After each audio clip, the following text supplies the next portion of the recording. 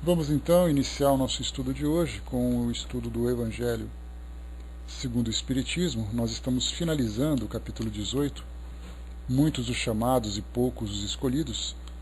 Nós estamos nas instruções dos Espíritos, na segunda mensagem, reconhece-se o cristão pelas suas obras. Nós encerramos então esse capítulo 18. Essa mensagem final, ela vem do Espírito Simeão, e nós naturalmente vamos conhecer um pouquinho sobre esse Espírito, que era um daqueles grandes missionários que reencarnou na época de Jesus. E nós temos aqui uma pequena passagem que fala sobre as suas qualidades, os seus valores, dessa biografia, de uma mensagem publicada lá na Federação Espírita do Paraná, FEParaná, e ela foi reproduzida inicialmente, foi publicada inicialmente no jornal Mundo Espírita em abril de 2006. É um trecho do livro Há 2000 anos, de Emmanuel, psicografado através do Chico. Então, alguns trechinhos que fazem referência ao Espírito Simeão. Então, eu vou ler para vocês, como sempre, uma mensagem que nos sensibiliza muito, uma mensagem muito bonita, e que traz para nós, então, um pouco de conhecimento sobre esse Espírito. Então, ele era chamado de o Apóstolo de Samaria. Nesse caso, nós vamos fazer, então, praticamente um estudo baseado em dois textos. Primeiro, conhecendo um pouquinho sobre Simeão. Como eu falo para vocês, estudarmos o Evangelho segundo o Espiritismo, de fundamental importância, ao estudarmos o Evangelho segundo o Espiritismo, é de fundamental importância nós conhecermos os autores dessas mensagens, porque de nada vale nós termos uma mensagem bem escrita, bem elaborada, com palavras sempre muito profundas, muito sábias, mas terá pouco valor se nós não tivermos, beijão barbudinho, se nós não tivermos o entendimento, o conhecimento de quem é o Espírito que trouxe essa mensagem. Porque palavras são sempre interessantes, mas é o exemplo que faz com que elas tenham o seu grande valor. Por isso nós estudamos a mensagem e depois, inicialmente, estudamos então o próprio Espírito, para vermos essa compatibilidade entre aquilo que ele fez e aquilo que ele fala. Isso faz com que nós agreguemos valores importantes na mensagem que é trazida para nós.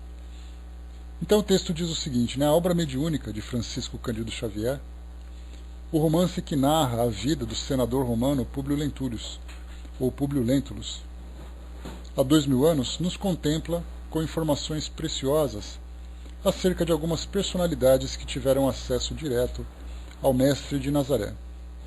Dentre esses, destaca-se um ancião, de nome Simeão, natural da Samaria. Beneficiado pelas bênçãos das mãos consoladoras de Jesus, quando ele por lá transitara, era tio da serva de confiança da esposa do orgulhoso senador, Ana. Lembra que Nívia, que era o nome da esposa do senador, e essa serva de confiança, então, Ana, era a sobrinha de Simeão. Coração pleno de gratidão, foi até Cafarnaum para ver o Messias. Desejava ouvi-lo uma vez mais, banhando-se da sua luz. E aqui uma citação do livro. Do seu olhar profundo e das cãs veneráveis emanavam as doces irradiações da maravilhosa simplicidade do antigo povo hebreu, e a sua palavra, ungida de fé, sabia tocar os corações nas cordas mais sensíveis, quando narrava as ações prodigiosas do Messias de Nazaré. Sua expressão fisionômica expressava firmeza e doçura, inspirando respeito, e no crepúsculo de um dia claro e quente às margens do Tiberíades, ele pôde ouvir sermão das bem-aventuranças. Igualmente foi agraciado com uma multidão que ouvia atenta, com pão e peixe multiplicado nas mãos generosas do caminho verdade e vida. Desejoso de receber um roteiro para a entrada no reino dos céus, tão anunciado, Simeão aproximou-se de Jesus para lhe indagar do procedimento mais adequado para alcançar o seu objetivo. Inflamado de amor, expressa sua vontade de ser um dos escolhidos para ser imolado em nome da verdade, para ouvir a ternura de Jesus lhe segredar que não tivesse pressa. Em momento oportuno, Simeão haveria de testemunhar de forma sacrificial o seu devotamento. Então aqui ele já lembra que ser um dos escolhidos para ser imolado, a gente lembra que imolação é exatamente o apedrejamento. Então ele seria um daqueles que foram sacrificados pelo fato de ser um dos seguidores de Jesus durante aquela época de perseguição. Na oportunidade em que Jesus vai a Jerusalém para a derradeira Páscoa, apesar da sua idade avançada, o velho patriarca realiza a grande caminhada. Romeiro, desassombrado, junto a outros corações, permanece estacionado nas cercanias do Monte das Oliveiras. Quando se consuma a prisão do amigo, isso quando Jesus foi capturado, então foi preso, né? Simeão contempla o martírio que lhe é infligido e, ao perceber inevitável a crucificação, dirige-se à esposa do senador romano para suplicar o seu patrocínio. Quem sabe ela poderá intervir junto ao governador Pôncio Pilatos. Tudo se torna vão e nada mais lhe resta senão acompanhar, pelos íngremes caminhos até a colina do Gólgota, a luz do mundo permanecendo ali durante as horas de sua agonia e morte. Cerca de 40 dias após o infame episódio, Simeão recebeu em sua casa a sobrinha Ana, acompanhada de sua senhora Lívia, não Nívia como eu falei, né? E a filha Flávia. Vinham em busca de abrigo e segurança, fugindo à orquestração da maldade. O ancião erguera em sua propriedade uma grande cruz pesada e tosca e colocaram uma mesa ampla em torno da qual reuniram-se criaturas que vinham lhe ouvir a palavra amiga e confortadora todas as tardes. Viúvo com os filhos casados, residentes em aldeias distantes, ele vivia só. Sempre inspirado, comentava as passagens da Boa Nova que ouvira pessoalmente, desde que ainda não haviam surgido as anotações iniciais para serem compulsadas. Ele tivera o cuidado, no entanto, de escrever tudo o que sabia do Mestre de Nazaré, a fim de melhor recordar naquelas reuniões humildes. 6 dias decorridos da presença das visitantes em sua casa, o ancião passou a ser tomado de preocupação, sabedor que elas ali haviam comparecido em busca de proteção. Singulares impressões lhe enchiam o espírito. Parecia-lhe mesmo que o mundo invisível lhe dirigia apelos carinhosos, indefiníveis. Assim, despertou pela manhã e começou a tomar providências. Algo lhe dizia que precisava proteger aquelas mulheres. Após o almoço, encaminhou-as a uma galeria, à distância de poucos metros de sua residência. O subterrâneo era conhecido somente por ele e pelos filhos ausentes. Aconselhou-as que ali permanecessem até a noitinha. Alimento e água haviam sido trazidos e o ambiente recebia o ar puro e fresco do vale. Como podiam ouvir os rumores da cercania, teriam condições de saber quando e se deveriam deixar o esconderijo. Em verdade, logo mais, o ancião recebia os soldados, tendo à frente um homem decidido a encontrar o que considerava suas presas. Simeão foi instado a dizer onde elas se encontravam. Furtando-se a tal e mantendo-se firme na sua posição, granjeou para si a cólera do infeliz lictor. Amarraram-lhe as mãos, invadiram-lhe a casa e o quintal, encontrando seus pergaminhos e objetos de suas recordações. Tudo foi trazido à sua presença e destruído entre sarcasmos e ironias. Como a coragem do apóstolo não arrefecia, os soldados o amarraram pelo tronco e pelas pernas na base do pesado madeiro, despiram-lhe o dorso para os tormentos do açoite. E quando assim se encontrava, ele viu chegarem aqueles que habitualmente o buscavam para as lições e preces da tarde.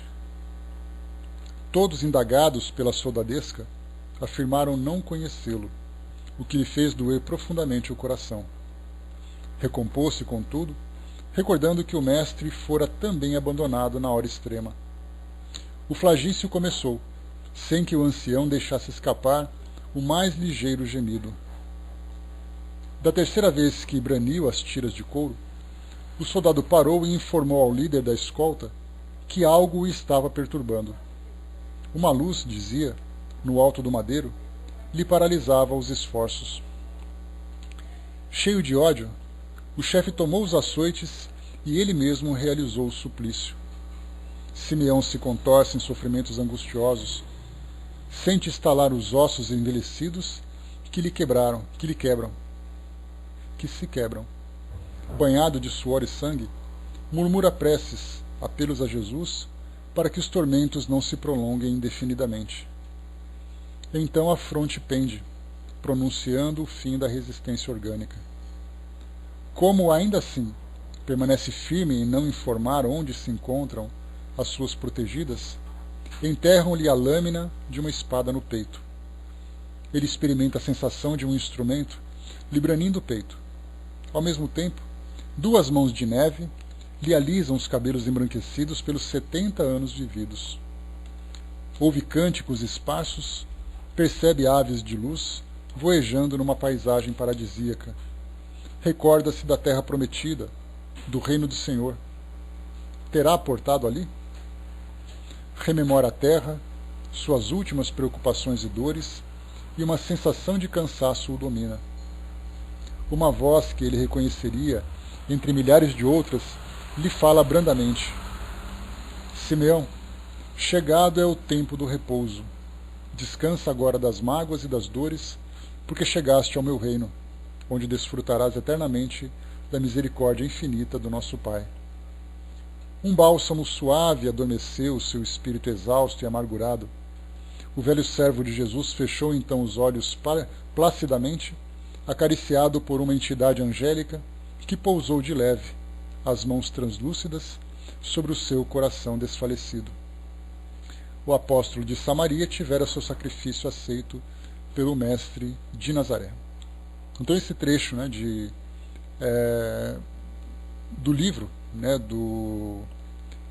há 2000 anos, nós tivemos aqui, né, um capítulo que fala as pregações de Tiberíades, no grande dia do Calvário, o apóstolo de Samaria e depois o rapto. São vários capítulos do mesmo livro. Então essa história de Simeão, o espírito que nos traz hoje essas palavras, né, essas palavras de reflexão. E aí nós já temos uma ideia, né, da autoridade desse espírito, que eu sempre gosto de reforçar, porque é exatamente ela que vai nos trazer mais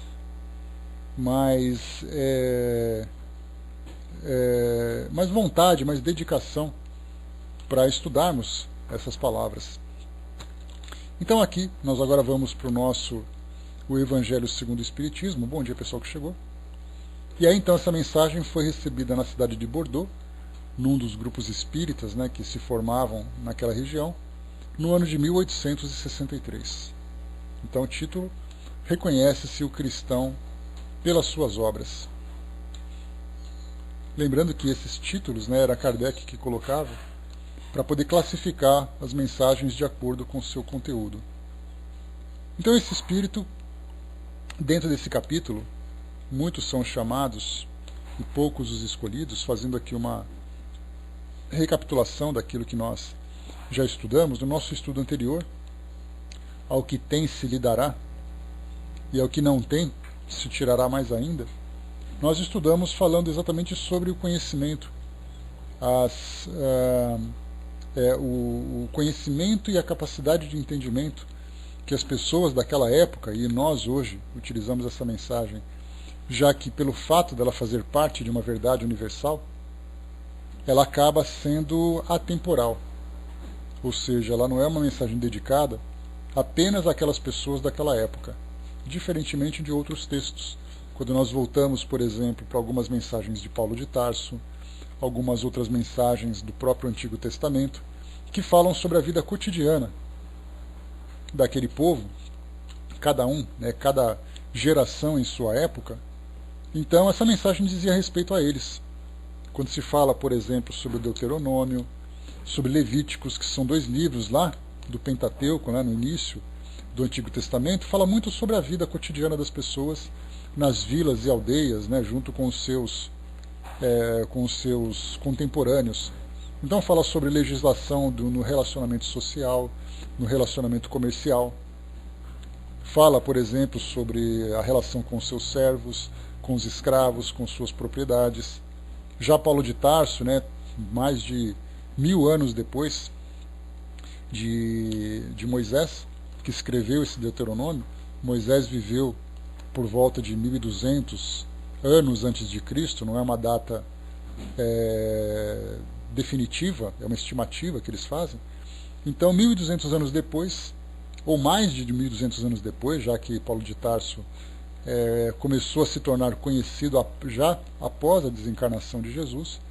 E aí então Paulo de Tarso também fala sobre, por exemplo, a submissão das mulheres, aproveitando a data de hoje, né, do Dia Internacional da Mulher, que luta tanto para conquistar o seu espaço, os seus direitos. Naquela época Paulo de Tarso trazia uma ideia bastante conformada sobre a posição das mulheres diante de uma sociedade paternalista. Isso porque, né, ele falava sobre a realidade que se vivia, mas ele dizia que essa submissão deveria ser entendida com respeito pelos homens, né, com toda a consideração, mas sem alterar a realidade daquela época. Então nós vemos que muitas das mensagens que são estudadas hoje são específicas do período, daquele momento em que aquelas sociedades viviam. Já nós temos muitas mensagens trazidas por Jesus, que são mensagens de cunho moral muito elevado, que fazem parte, né, dessas leis naturais. Kardec fez um trabalho muito importante no Livro dos Espíritos, junto com os Espíritos, desenvolvendo cada vez mais essas ideias, falando de todas as leis morais, né, que envolvem o espírito, não apenas a vida como encarnado, mas o espírito como um todo. Porque falar sobre o indivíduo encarnado, nós focamos ele num determinado cenário, numa determinada época, né? Bom dia, professor, bom dia, Brás, bom dia, Humberto, de novo, né? Tá caindo toda hora. Então, fala daquele momento em que eles viviam. Então, quando Jesus falava sobre essas leis morais, que nós poderíamos chamar como leis morais que são universais, elas são atemporais. Elas servem para todas as épocas. Elas podem até deixar de ter a importância que tem, se por acaso nós nos encontrássemos numa sociedade mais desenvolvida do que essa em que nós estamos. Não que ela não tivesse o valor, porque ela seria simplesmente vivida de uma forma muito natural. Já ao contrário do que nós vemos na nossa realidade, nós temos então a necessidade de aprendermos cada vez mais com essas mensagens, para promover exatamente a mudança, a transformação que nós precisamos empreender no nosso modo de viver. Então nós hoje vivemos ainda motivados pelo instinto, motivados pelos sentimentos mais primitivos, aqueles que dizem respeito à nossa agressividade, à nossa sensualidade, ao egoísmo. Então nós estamos gradativamente nos desprendendo desse estágio em que nós estamos. E para isso temos exatamente essas mensagens, essas leis que são trazidas para nós, essas instruções, que seria a definição mais correta, para nos ajudar nesse processo de mudança. Ou seja, nós pensamos assim, queremos viver essas mudanças. Mas a pergunta é, como faremos isso? Como se dará essa transformação? Quais são as nossas atitudes mais corretas? Porque muitas vezes nós agimos de uma forma acreditando estar fazendo a coisa certa, mas que na verdade nós estamos ainda presos numa visão muito simplista da nossa vida como encarnados e até mesmo como espíritos que somos. Então essas instruções que Jesus trouxe foi exatamente, não é uma questão de doutrinação, porque muitas vezes nós vemos uma filosofia, como o próprio cristianismo, como sendo algo que diga respeito a uma doutrinação, fazer a cabeça das pessoas. Você tem que agir dessa forma porque a minha ideia vai levar você à salvação. E na verdade não é. Porque a doutrina, ela nos traz as orientações do mundo espiritual, nos traz todas as reflexões em torno da vida do espírito, nesse processo evolutivo em que ele se encontra, nos permitindo analisar cada uma dessas mensagens e não simplesmente aceitá-las dogmaticamente. Isso é fundamental, porque é importante para nós desse princípio filosófico que a doutrina espírita tem, né? E eu sempre gosto de dizer que a filosofia nada mais é do que a arte de pensar. E quando nós abraçamos uma filosofia, nós entendemos os seus princípios, as suas bases, mas sem nos tirar a liberdade de raciocínio, de analisar, de criticar, de aceitar ou não aceitar. E isso a doutrina espírita nos dá plena liberdade de ação e plena liberdade de pensamento. Eu posso concordar com quem eu quiser, eu posso discordar de quem eu quiser, desde, claro, que eu tenha uma referência, como referência, um pensamento construtivo. Eu posso não aceitar alguma coisa porque eu tenho uma outra coisa melhor que me leve a esse crescimento, não simplesmente negar por negar. Diferentemente do que acontece hoje, dentro desse contexto atual em que nós nos encontramos, num ambiente político e social bastante conturbado, muitas vezes nós aceitamos ou negamos simplesmente por uma questão de capricho. Porque eu gosto daquela pessoa, não gosto da outra, eu gosto de fazer parte daquele grupo, mas não gosto do outro. Então, na verdade, eu sempre vou concordar ou discordar desde que aquilo me agrade. Já ao contrário, quando nós temos esse pensamento livre e temos esse princípio fundamental de buscarmos esse crescimento, eu sempre vou buscar aquilo que é melhor.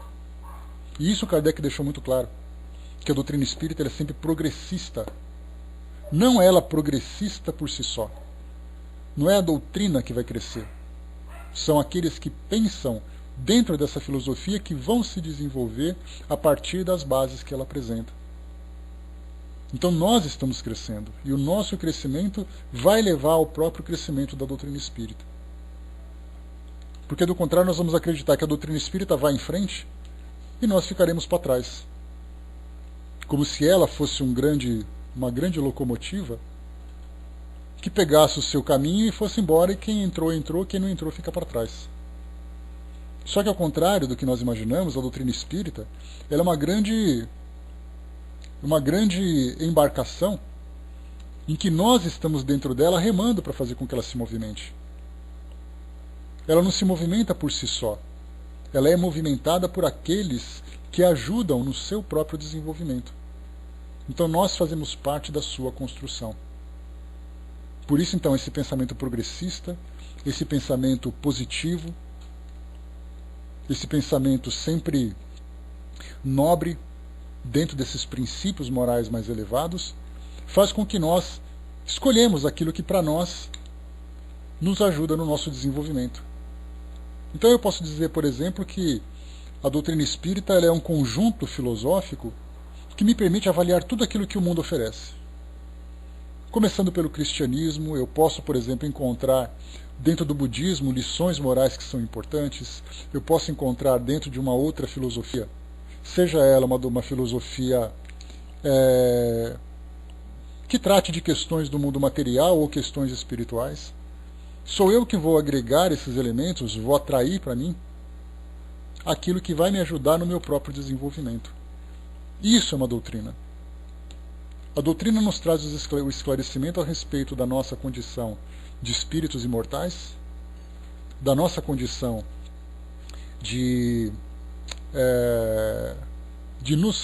nessa questão de nos relacionarmos com o mundo espiritual,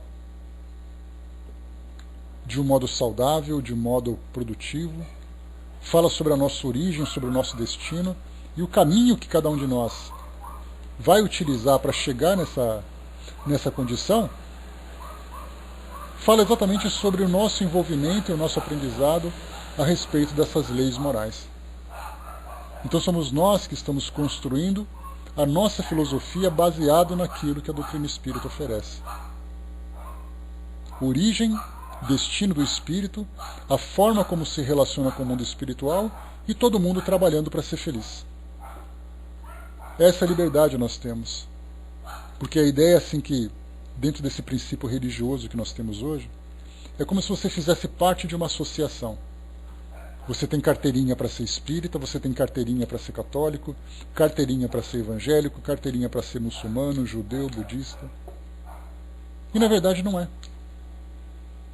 Não é uma filosofia circunscrita, fechada, dentro de um pacote em que você pode aceitar o pacote ou não aceitar. A doutrina espírita é como se fosse, podemos dizer assim, um gás que simplesmente se encontra disperso no ar. E você o respira se você tiver vontade. E junto daquilo que você respira, você traz consigo outros tipos de elementos que vão te fazer bem. Mas aprendendo a partir daquilo que a doutrina espírita traz, nós temos então condições de fazer uma análise abrangente sobre nós, sobre a nossa história, sobre a nossa cultura, sobre as nossas crenças, sempre falando de modo mais elevado. Tanto que Kardec coloca de tudo aquilo, ele fala sobre isso, no livro O que é o Espiritismo. De tudo aquilo que a doutrina espírita oferece, como bases filosóficas, como elementos científicos, como elementos religiosos ou espiritualistas, se aparecer alguma coisa melhor, a doutrina espírita aceita. Se alguém tiver uma proposta melhor, ele falou assim, eu aceito. Só não me venha dizer que é uma questão que eu sou obrigado a aceitar, uma questão dogmática, sem que a minha razão não possa analisar. Ele mesmo, vamos dizer assim, entre aspas, ele coloca esse desafio. Se alguém tiver uma proposta melhor, apresenta. Se ela for melhor, eu aceito. Mas que até agora eu não posso simplesmente mudar porque você acha que a sua é melhor do que a minha.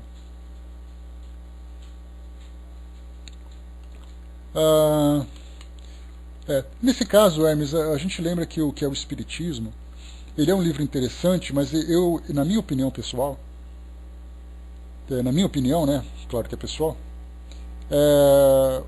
muito do que tem no livro de conteúdo, ele é muito específico para aquela época. Então ele fala de debates que aconteceram entre religiosos, um bispo, por exemplo, um arcebispo que apresenta uma carta criticando o espiritismo e Kardec acaba debatendo, né? Então, de um modo geral, assim, a essência do livro é muito interessante, mas eu vejo que é o espiritismo, em algumas das suas partes, a necessidade de fazer uma mudança, uma pequena atualização para os tempos atuais, já que nós não temos mais aquela restrição, aquela perseguição, né, como era naquele passado. Mas assim, a essência filosófica é muito interessante, os debates que são apresentados. O próprio livro também, O Céu e o Inferno, também fala de dogmas que eram acreditados com todo fervor naquele passado e que hoje já tem um pensamento diferente, né? Então, mas de um modo geral, voltando agora, né, fechando esse raciocínio, nós temos então aquilo que os espíritos trazem para nós. A mensagem que eles apresentam, falando sobre as suas experiências, falando sobre o conhecimento que eles adquiriram, tanto das experiências do mundo físico, como das experiências do mundo espiritual. Então eles vão apresentando os seus argumentos e nós vamos então, primeiro, conhecendo a sua própria história, conhecendo as suas ações aqui no mundo material, a forma como eles viveram, as vivências que eles tiveram, as experiências adquiridas, e a partir daí nós começamos então a analisar essa essência filosófica e depois começamos então a vivenciá-la no dia a dia para promover essa grande transformação. Esse espírito Simeão, então, pessoal, vamos lá? Esse espírito Simeão traz para nós então essas reflexões que são extremamente importantes para nós. Quando se fala reconhece-se o cristão pelas suas obras, primeiro nós temos que entender exatamente o que é ser cristão. O que é o cristianismo para nós? A princípio, ele é visto como sendo uma religião. Ou você é, ou você não é. Se você não for, você faz parte de um outro grupo. Aquele grupo daqueles que não são escolhidos, daqueles que não são eleitos. Então isso é visto de uma forma bastante radical. E não porque as pessoas estão equivocadas, erraram nesse sentido, mas simplesmente porque não compreenderam ainda a verdadeira essência. Porque Jesus, pessoal, vamos para o texto. Porque Jesus não simplesmente trouxe uma nova religião para fazer com que as pessoas deixassem de ser o que elas são e se transformassem naquilo que ele achava que deveria ser. Da mesma forma que o Espiritismo também fez isso na sua história. Kardec, quando apresentou a doutrina espírita, ele não trouxe uma concorrente, uma nova religião, uma nova filosofia para concorrer com as atuais. Nós já vimos isso inúmeras vezes, já discutimos, já debatemos sobre isso, que, como Kardec mesmo diz, lá na Revista Espírita, ele fala que a doutrina espírita não tem a pretensão nenhuma de interferir na crença das pessoas. Não importa se você acredita que aquela religião é a melhor religião, não importa se você pratica os seus ritos, se você necessita dos seus sacramentos, não importa. O que importa é que você comece a compreender que você é um espírito imortal. E a partir desse entendimento, a partir desse importante entendimento, nós começamos então a compreender o objetivo das tantas e tantas mudanças que nós precisamos empreender no nosso modo de viver, que nós precisamos empreender no nosso cotidiano, na nossa vida, para podermos alcançar esse estado de plenitude que é tão prometido para todos nós. Esse estado de plenitude fala exatamente da felicidade que todos nós desejamos alcançar, fala sobre essas dimensões mais elevadas que os espíritos apresentam para nós, não o paraíso fantasioso, não o paraíso fictício que todo mundo imagina, né, que você vai num estado definitivo de contemplação, naquele estágio de absoluta paralisia em termos de evolução espiritual. Fala exatamente que nós vamos gradativamente alcançando no mundo espiritual estágios melhores conforme nós vamos também nos melhorando. Então hoje nós temos as tantas e tantas mensagens que são trazidas simplesmente para a nossa transformação pessoal. E não para dizer que nós temos que seguir aquilo absolutamente. Jesus fez a mesma coisa. Ele não dizia para as pessoas, vocês têm que fazer isso, têm que frequentar, vocês têm que mudar de denominação. Ele sentava e falava, feliz é aquele que faz isso. Como, por exemplo, nas próprias bem-aventuranças. Bem-aventurados são aqueles que agem dessa forma, bem-aventurados aqueles outros. Então, na verdade, ele oferecia o cristianismo como uma proposta para que as pessoas alcançassem a felicidade. E não fundava uma nova religião, com templo, com sacerdotes. Ele próprio, que era o responsável pela transmissão de todos esses ensinamentos que são universais, porque de toda a essência filosófica do cristianismo, nós podemos encontrá-la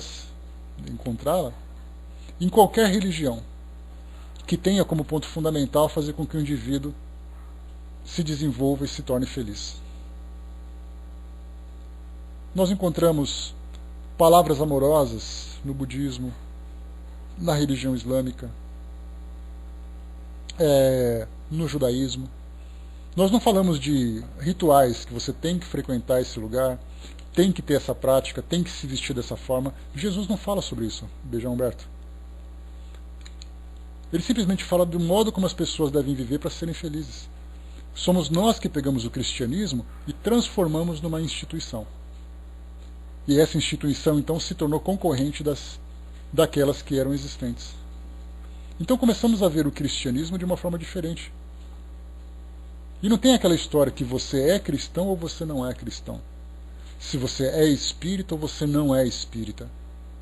O que importa é você age certo ou você não age. Você age de acordo com essas leis universais que são apresentadas para nós ou você age de um modo diferente? Então, assim como o cristianismo, a doutrina também tem essa mesma proposta. Simplesmente apresentar para você um novo modo de viver na questão de comportamento e também no seu modo de pensar a respeito de tudo aquilo que o envolve. Isso é uma filosofia, não é uma nova religião. Claro que naquele tempo, como a gente já comentou sobre isso, havia necessidade das religiões se imporem de um modo mais incisivo, para fazer com que as pessoas mudassem o seu comportamento, até por uma, vamos dizer assim, por um estímulo de medo. Porque ninguém tinha ainda a capacidade naquela época, e ainda hoje, embora em menor intensidade ainda seja assim, ninguém tinha condições de pegar uma filosofia e agir de um modo tão livre. As pessoas, na verdade, necessitavam ser guiadas por um pastor, no caso não um pastor religioso, mas o simbolismo do pastor que conduz ovelhas. Então tinha que ter alguém que os liderasse, tinha que ter um lugar onde ele frequentasse. Como a nossa visão ainda era muito materialista, e ainda é materialista, nós temos a necessidade de materializarmos a nossa fé. Então eu preciso, por exemplo, para conversar com Deus, preciso estar diante de um altar, preciso estar de joelhos, preciso ter um livro sagrado, ter um símbolo, porque eu tenho necessidade ainda, o meu psiquismo ainda exige esse tipo de elemento para me convencer. Eu não tenho ainda, meu pensamento não consegue absorver essa realidade do mundo espiritual. Eu preciso trazer o mundo espiritual para o mundo material, para o mundo físico, para ver que ele é verdadeiro. Então, naquele tempo, quando as instituições começaram a ser elaboradas, fazia parte do estágio em que nós nos encontrávamos. Por isso, então, o cristianismo, como uma mera filosofia, foi entendido, então, como uma instituição. E essa instituição começou a selecionar quem eram os eleitos e quem não eram os eleitos. Quem era dominante e quem não era dominante. Tanto que nós percebemos que do cristianismo filosófico trazido por Jesus, nós entramos num cristianismo político, num cristianismo material, num cristianismo de poder. Isso porque os homens deturparam aquilo que era mais importante, que era simplesmente o seu aspecto filosófico. Então a doutrina espírita, o cristianismo, são filosofias simplesmente em que as pessoas observam, vivenciam e se tornam felizes, sem nenhuma obrigatoriedade. Dá para a gente perceber a diferença do que é de fato viver uma experiência de religiosidade e ele estar envolvido com uma religião. Olha a diferença dos dois. A religião é a instituição. A religiosidade é o aspecto espiritual, ou aspecto espiritualista. Então assim nós vamos nos desprendendo daquilo que é materialista e começamos a viver de fato aquilo que é espiritual. Daquilo que vocês colocaram, o Arnaldo lembrou, a respeito dos elementos religiosos que nós temos à nossa volta, que a própria doutrina ainda tem isso, basta a gente perceber nas práticas do dia a dia de um centro espírita, que nós temos ali símbolos, práticas, até mesmo rituais que nós fazemos de um modo tão inconsciente, mas que nós temos necessidade de você perceber que aquele livro, aquela toalha na mesa, aquele livro na mesa, aquele jarro com água, aquela roupa que você veste, a cor que você usa, o seu modo de falar, tudo isso faz parte ainda desses aspectos materialistas da filosofia. Mas com o passar do tempo a gente vai diminuindo cada vez mais. Muitas das práticas religiosas já começaram a serem deixadas de lado. Nós percebemos que aquilo não é tão importante. Não porque Kardec disse que não pode fazer. Porque muita gente pensa assim, eu não participo de um sacramento, por exemplo, de uma comunhão, daquela história da hóstia, né? Daquela história do tomai e bebei todos vós, né? Esse é meu corpo, esse é meu sangue. Aí dizemos assim, mas Kardec disse que não pode fazer, então a gente não pode fazer. Não, não é isso. Nós não precisamos fazer porque não vemos nesse simbolismo a presença de Jesus. Simplesmente vemos Jesus no pensamento, no sentimento. E aí então nós descartamos a necessidade dessas práticas. Mas temos outras. Enquanto nós descartamos alguns sacramentos, nós aceitamos outros. Na questão das roupas, na questão das práticas. Então temos que lembrar sempre que essa liberdade de pensamento é algo que nós estamos conquistando ainda. Faz parte do nosso desenvolvimento. O Elcio colocou lá em cima, né, Kardec, em Obras Póstumas, no capítulo Credo Espírita, esclarece plenamente a finalidade e o objetivo da doutrina. Ele diz assim, ministrando a prova material da existência e da imortalidade da alma, iniciando-nos nos mistérios do nascimento, da morte, da vida futura, da vida universal, tornando-nos palpáveis as inevitáveis consequências do bem e do mal, a doutrina espírita, melhor do que qualquer outra, põe em relevo a necessidade da melhoria individual. Por meio dela, sabe o homem de onde vem, para onde vai, porque está na Terra. O bem tem um objetivo, uma utilidade prática. Ela não se limita a preparar o homem para o futuro, forma-o também para o presente e para a sociedade. Melhorando-se moralmente, os homens prepararão na Terra o reino da paz e da fraternidade.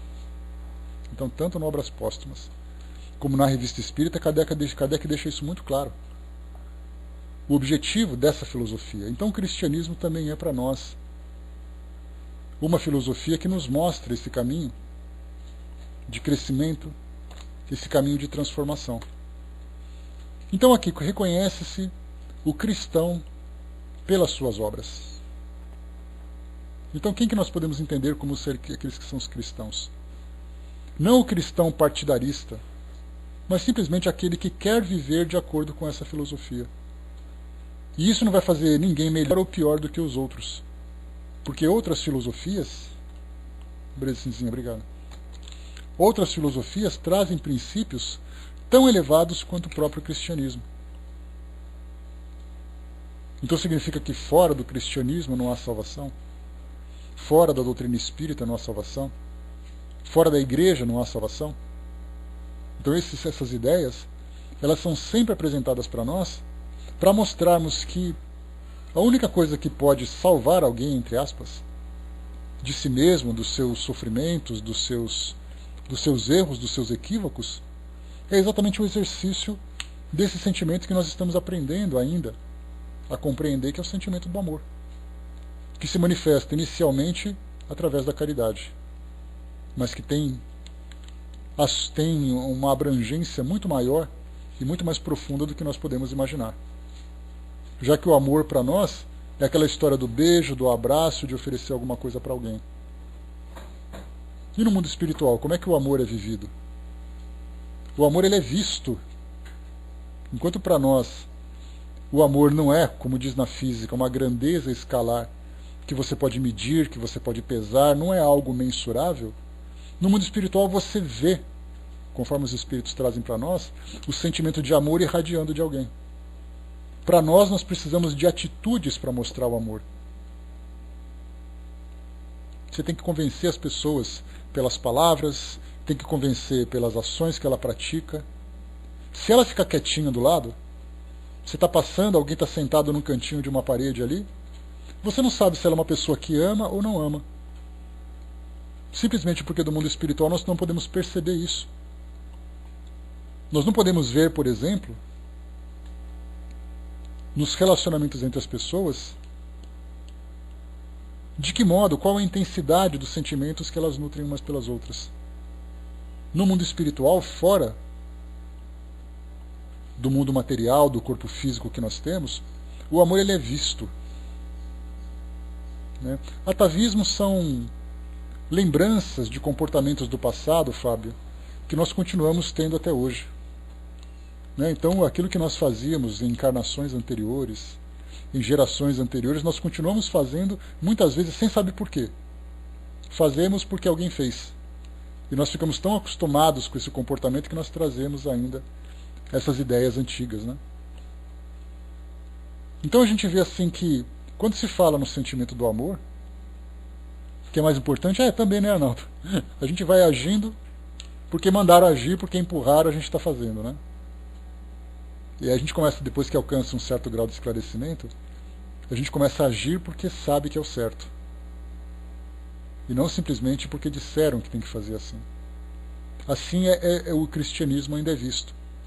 Se você quiser, olha só, se você quiser alcançar a salvação, você precisa agir dessa forma. Assim é entendido de um modo geral pelo mundo de hoje. Se você não fizer isso, você não vai ser salvo. Então, na verdade, nós temos ali uma ameaça. Ou você aceita, ou você não aceita. Ou você faz, ou você não faz. Quando nós entendemos o cristianismo como filosofia, e o progresso que vai alcançando gradativamente a partir desse pensamento de imortalidade que nós temos, do entendimento de imortalidade, a gente sabe que se eu não fiz o completo hoje, amanhã eu posso complementar, depois eu faço mais um pouco e eu vou melhorando cada vez mais. E vou me libertando de todas essas amarras que vão me proporcionando esse sofrimento. Então o cristianismo, qualquer outra filosofia que se baseia nessas leis morais universais, apresentam para nós propostas para alcançarmos esse estágio pleno de liberdade, de felicidade, dentro do amor. Não é um amor passional, eu amo a minha namorada, amo a minha esposa, mas eu não amo o vizinho porque eu não vou com a cara dele. Isso para nós é algo muito material, algo muito terreno ainda. Mas os espíritos elevados, que se aproximam e conforme eles próprios narram para nós, são aqueles espíritos que só de você estar perto, você já sente uma sensação diferente. Pelas vibrações que são irradiadas, pelo brilho, pela luminosidade, que é essa irradiação energética que eles também possuem. Por isso eu falei para vocês que nós percebemos de um modo quase que palpável o que é o amor a partir da relação desses espíritos, a partir do contato com esses espíritos. Então isso é para nós, dentro dessa pergunta, reconhece-se o cristão pelas suas obras. Nós ainda então podemos nos considerar como cristãos a partir das atitudes que nós temos do trabalho que nós realizamos.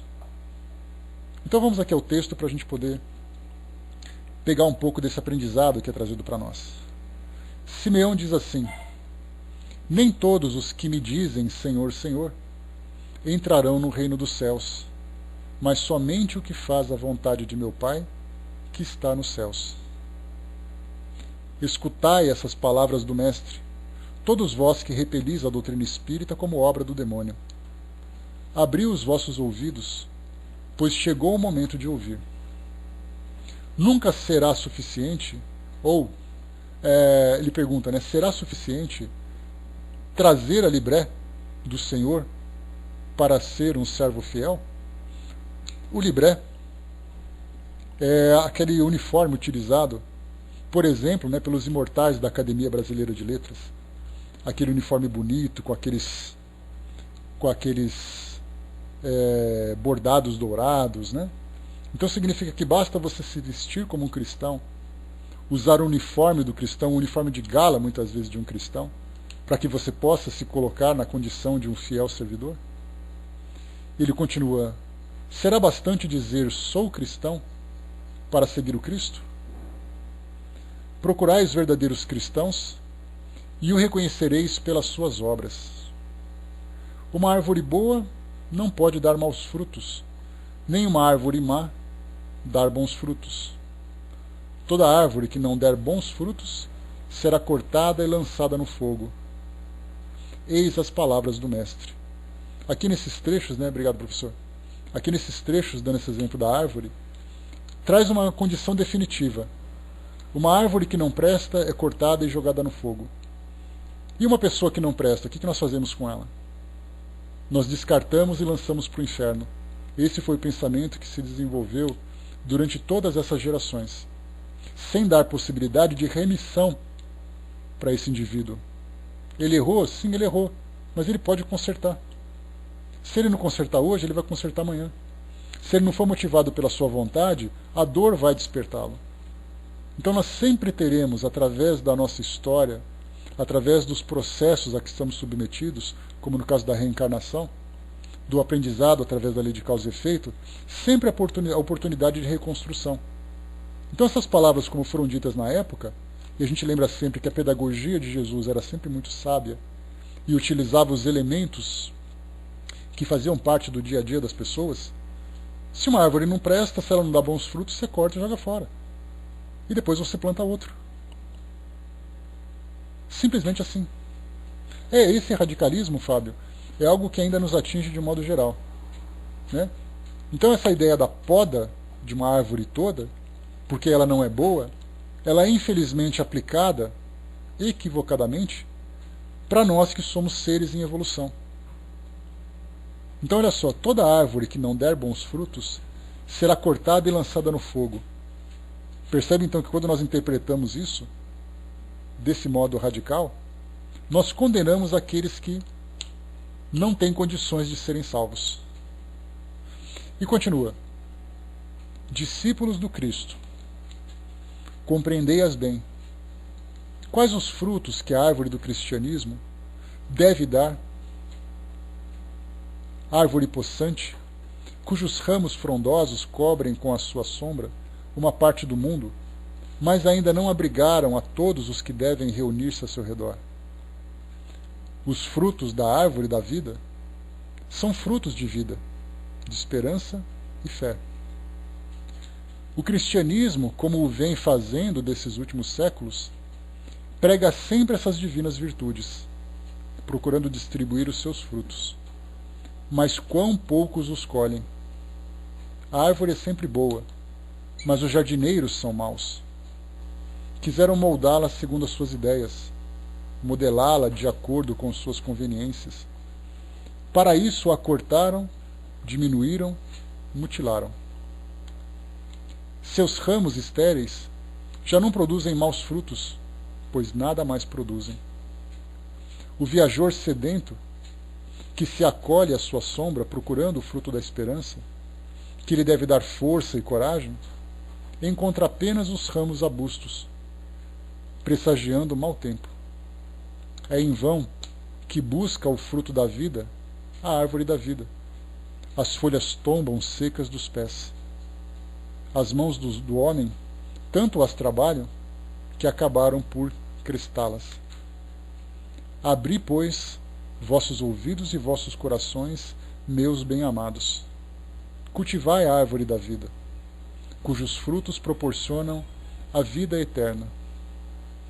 Aquele que a plantou, vos convida a cuidá-la com amor, que ainda havereis dar com abundância os seus frutos divinos. Deixai-a assim como Cristo vô-la deu. Não a mutileis. Sua sombra imensa quer estender-se por todo o universo. Não lhe cortem a ramagem. Seus frutos generosos caem em abundância para alentar o viajor cansado, que deseja chegar ao seu destino. Não os amontoeis para guardá-los e deixá-los apodrecer, sem servirem a ninguém. São muitos os chamados e poucos os escolhidos. É que há os ensabarcadores do pão da vida, como usado o pão material, ou seja, aqueles que acumulam e guardam apenas para si mesmos, como se aquilo os pertencesse.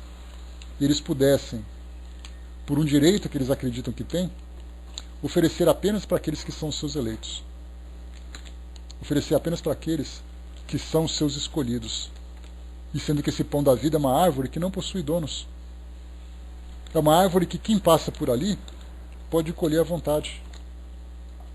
Pode saciar sua sede, sua fome. Não se colhem uvas dos espinheiros. Ou melhor, aqui em cima ele coloca para nós: não vos coloquei entre eles. A árvore que dá bons frutos deve distribuí-las para todos. E depois procurar os necessitados. Conduzi-os sobre as ramagens da árvore e partilhar com eles o abrigo que ela vos oferece. não se colhem uvas dos espinheiros. Meus irmãos, afastai-vos, pois, dos que vos chamam para apontar os tropeços do caminho, e segui os que vos conduzem à sombra da vida, à árvore da vida. O Divino Salvador, justo por excelência, disse e suas palavras não passarão. Os que me dizem Senhor, Senhor, nem todos entrarão no reino dos céus, mas somente aqueles que fazem a vontade de meu Pai, que está nos céus. Que o Senhor das bênçãos vos abençoe, que o Deus da luz vos ilumine, que a árvore da vida vos faça com abundância a oferenda de seus frutos. Credes e orai. Então essa mensagem de Simeão chama exatamente a nossa atenção para aquilo que nós estamos fazendo daquela árvore que foi plantada por aquele que nós chamamos de o semeador por excelência, aquele que plantou a árvore original e depois deixou à nossa disposição e aos nossos cuidados a manutenção e o desenvolvimento dessa árvore. E a pergunta é, o que nós estamos fazendo com ela? Nós acabamos cercando essa árvore e cobrando por passagens para aqueles que podem ou não entrar. Nós acabamos vendendo o seu fruto. E isso ele acabou então se tornando uma propriedade. E por isso nós colocamos então que reconhece-se o verdadeiro cristão pelas suas obras, simplesmente por aqueles que agem de acordo. Muitas vezes essa expressão cristão, que é uma necessidade de nós rotularmos as nossas filosofias, nós temos que colocar nomes. Ou eu sou isso, ou eu sou aquilo, isso faz parte de todas as nossas ideias no mundo material. Eu nasci numa cidade, por exemplo, eu sou paulistano, nasci em São Paulo, na maternidade do Brás. Sou paulista porque nasci no estado de São Paulo. Sou brasileiro porque nasci aqui no Brasil. Sul-americano porque é da América do Sul. Terráqueo porque nasci no planeta Terra. Sou corintiano porque torço pro Corinthians. Sou espírita porque acredito nessa filosofia. E aí nós vamos então acrescentando cada vez mais rótulos, porque isso faz parte do nosso cotidiano. Mas quando nós estudamos, é uma necessidade que nós temos, Fábio. É algo que nós precisamos... Porque, usando a história da humanidade, as pessoas dependiam de fazer parte de um grupo para sobreviver. Já que as tribos se atacavam, se perseguiam, se dominavam, se destruíam, eu tinha que fazer parte de alguma coisa, tanto é assim, que quando nós consultamos o Antigo Testamento e algumas passagens do Deuteronômio, do Levítico, nós encontramos ali proibições que você não pode usar 2 tecidos diferentes. Porque de longe você era reconhecido de acordo com a tribo que você vivenciava. Se você era amigo ou se você era inimigo. As pessoas dependiam dessa seleção para a sua própria sobrevivência. Então nós começamos a formar comunidades. É a minha comunidade e a sua comunidade. E a relação entre essas duas comunidades depende de protocolos. Eu tenho que ter uniforme, eu tenho que ter fronteiras, eu tenho que ter idiomas. E assim nós somos então, por uma necessidade de sobrevivência, criando esses hábitos, de formarmos grupos para o nosso desenvolvimento. Então nós trazemos ainda esses resquícios. Isso, por exemplo, Fábio, é um atavismo que nós temos do passado. Não em todo lugar, Fletcher. Times de futebol, hábitos de grupos são assim. Fisicamente nós nos diferenciamos. É aquele que é negro, é aquele que é oriental, é aquele que é branco, é aquele que é mulato, é aquele que tem expressão indígena, é aquele que não tem. Então todos os motivos do nosso dia a dia, todas as nossas ações do nosso cotidiano, são influenciadas por essa necessidade que nós temos de nos juntarmos em grupo. Politicamente, então, nem fala. Eu sou desse partido político, eu não sou daquele partido político. E encontramos, né, Fletcher, questões mais radicais também. São tatuagens, são modos de vestir, modo de falar, gírias. Jovens se identificam pelas suas gírias, pelas suas expressões.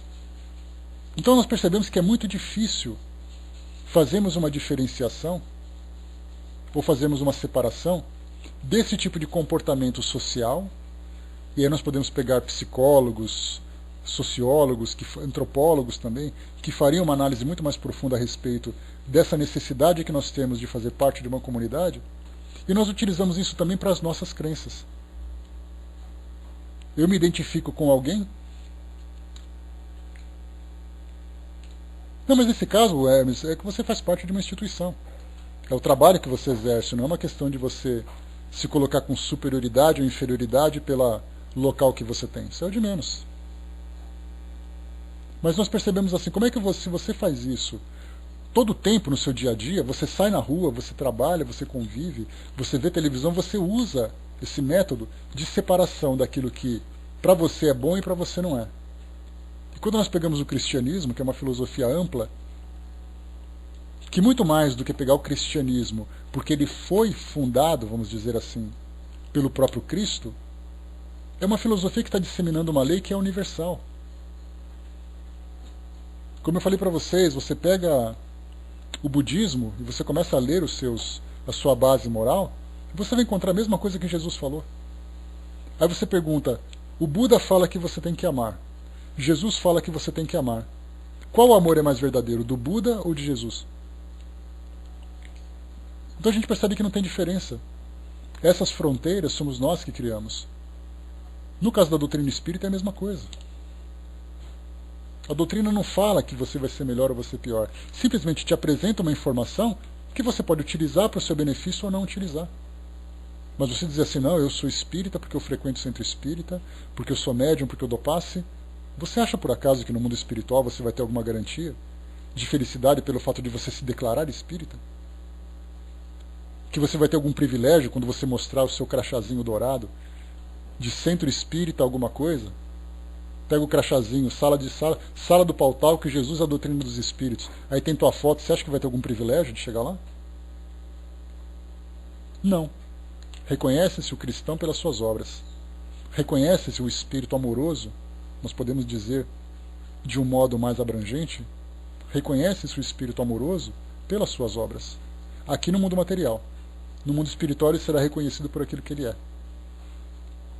O Enio lembrou de André Luiz a mesma coisa, chegando a dar uma carteirada, né?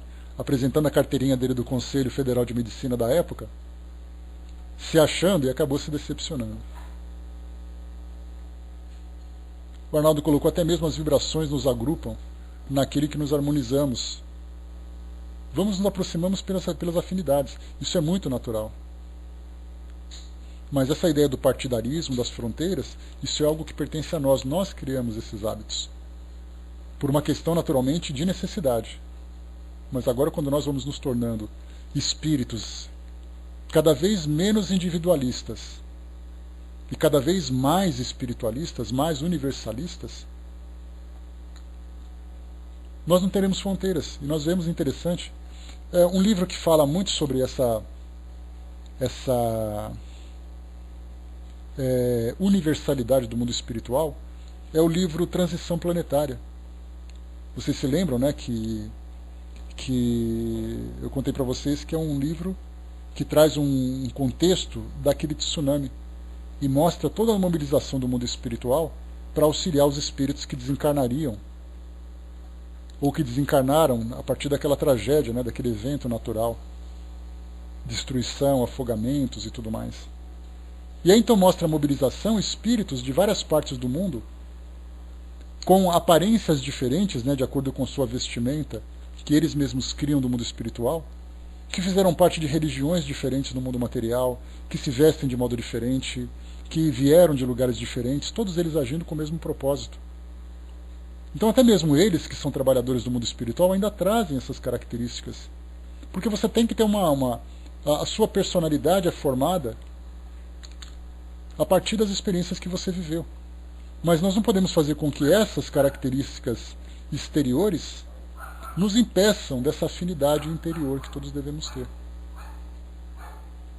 Aí me colocou na perguntar a minha filha certa vez, né, você sabe com quem você está falando? Ela calmamente respondeu, se o senhor não sabe, muito menos eu. Problema, né? Por isso então, fundamental a gente lembrar dessa ideia do cristianismo, assim como também da própria ideia do espírita. Não é o rótulo, não é a frequência. É simplesmente como foi colocado pelo Fábio aqui, esse perfume, né? O perfume do amor que exala naturalmente daqueles que vivem, daqueles que conseguem produzir essa essência pelo seu modo de viver. Arnaldo colocou a caminho da luz. Emmanuel fala dos habitantes da Terra que foram se agrupando. Então imagina no mundo espiritual, quando a gente pega espíritos com uma envergadura de Jesus, né, com um quilate de Jesus, eles se relacionando com outros espíritos puros. Será que faz alguma diferença para eles de onde eles vieram, o que eles acreditam? Essa é a ideia que nós temos que colocar. Quanto mais elevado o espírito é, menos fronteiras ele tem. Quando atinge um grau de pureza, então ele não tem fronteira nenhuma, porque ele já vive afinizado absolutamente com essa essência do amor. Então é isso que nós estamos aprendendo agora. Essas filosofias que são apresentadas, então, servem para nós para dar uma referência, para dar um direcionamento. Mas a gente tem que utilizar isso como algo que é livre, não algo que é restritivo. Você, para poder alcançar a felicidade, você tem que fazer parte de alguma coisa. Você tem que seguir aquilo. Não, você tem que ser alguma coisa. Não é o que você faz, mas é o que você é, que é o fundamental. Então roupas, templos, ou edificações, livros, rituais, são só elementos que nos ajudam nessa transformação, mas não são eles que determinam a nossa transformação. Por isso, então, nessa passagem, que é uma frase que define muito bem isso, nem todos os que me dizem Senhor, Senhor entrarão no reino dos céus, mas os que fazem a vontade de meu Pai que está no céu. Então fazer essa vontade significa exatamente viver essa filosofia. Então, meus amigos, esse é o último texto que nós estudamos, né, nesse capítulo 18, muitos os chamados e poucos os escolhidos, que também é uma ideia muito partidarista, se nós não soubermos fazer uma boa interpretação, de falar que são chamados e escolhidos. E aí então nós fazemos exatamente aquela seleção. Você escolhe o que presta e joga fora o que não presta. Escolho o que presta e jogo fora o que não presta. Eles me escolheram e eu não fui escolhido. Como se fosse um vestibular, para escolher aqueles que vão passar e aqueles que não vão passar. E quando nós falamos sobre a filosofia, que nos permite evoluir continuamente, cada um no seu tempo, cada um com sua capacidade, com o seu aprendizado, nós começamos a ver todas as pessoas com igualdade. Porque hoje nós estamos numa condição talvez melhor do que alguém, mas também estamos numa condição muito pior do que outros. Mas todos estão aprendendo, todos estão crescendo. Se ele acredita em alguma coisa, é porque aquilo para ele faz bem. Se ele souber aproveitar aquilo, ele vai conseguir se desenvolver. Se ele não souber aproveitar, ele vai se retardar temporariamente para poder aprender de uma forma diferente para depois evoluir. E assim a gente vai se respeitando e se compreendendo mutuamente. Então, em vez de reconhece-se o cristão pelas suas obras, vamos sempre fixar, cada vez que a gente ler isso, a gente faz uma tradução simultânea. Reconhece-se o espírito amoroso pelas suas obras. A partir disso a gente não tem mais fronteira nenhuma. Eu não tenho preocupação nenhuma no que ele acredita. Eu só quero saber se ele é um espírito amoroso ou não, e eu verei isso nas suas obras. Ponto. Beijão, Elcio. Até mais. Arnaldo colocou: essa escolha depende mais da nossa competência, pois é ela que determina nossas reais condições de avançarmos. Sim, é uma questão do tempo de cada um, das condições de cada um. Nós temos que perceber que todos nós somos formados por uma coletânea de experiências que vão nos colocando nessa ou naquela condição. Para aqueles que alcançam uma sabedoria maior e têm liberdade maior, avança com mais facilidade. Outros ainda estão presos, acreditando que aquilo é o certo, porque aprenderam dessa forma, porque viveram experiências que determinaram isso para ele. Meus amigos, reconhece-se o espírito amoroso pelas suas obras. Fechamos por aqui então o nosso estudo de hoje. E nós seremos reconhecidos como espíritos amorosos por aquilo que nós fazemos. Fazemos, falamos e pensamos. E isso é expresso em cada